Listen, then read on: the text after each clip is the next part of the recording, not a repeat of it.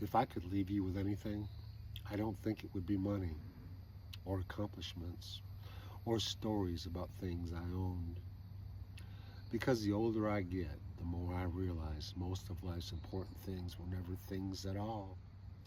They were moments, conversations on the porches, coffee before sunrise, grandchildren laughing in the next room, Sunday family dinners that somehow meant more than anybody realized at the time, a hand held during hard seasons, the sound of somebody you love walking back through the front screen door.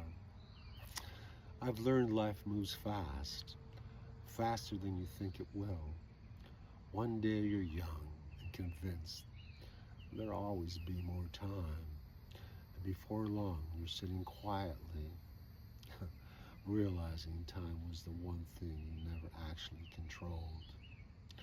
So if I could leave you with anything, I tell you to be kinder than necessary, not because the world deserves it, but because bitterness changes people in ways kindness never will.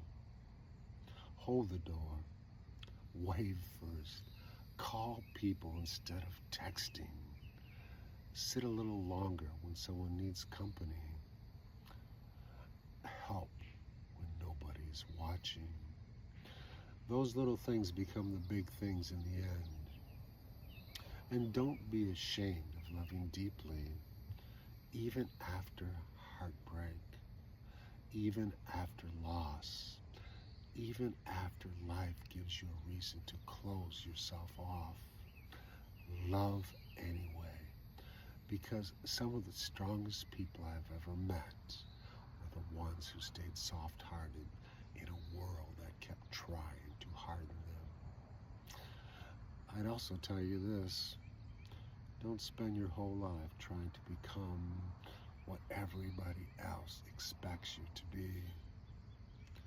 There's a freedom that comes when you stop performing for the world, when you quit polishing every rough edge just to fit in, when you stop apologizing for your heart, when you finally become comfortable enough to simply be yourself.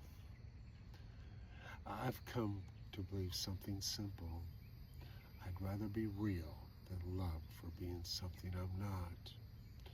Because peace usually shows up when a person stops pretending.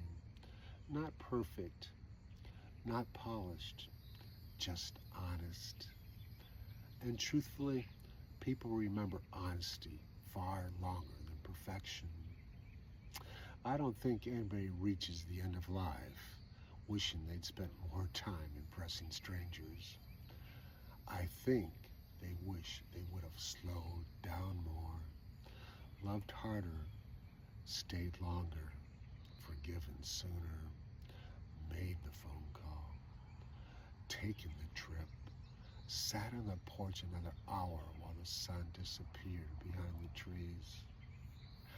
And when my chair finally sits empty, I hope you remember laughter more than accomplishments.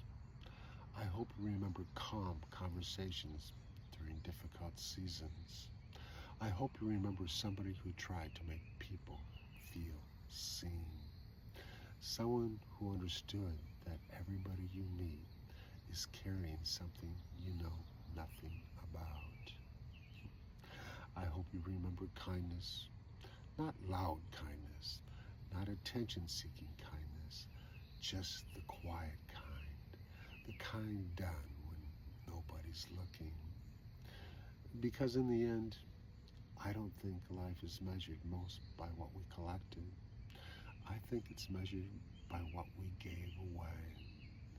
Time, grace, patience, encouragement, love. So if I could leave you with anything, it would simply be this: stay kind in a world that profits from anger.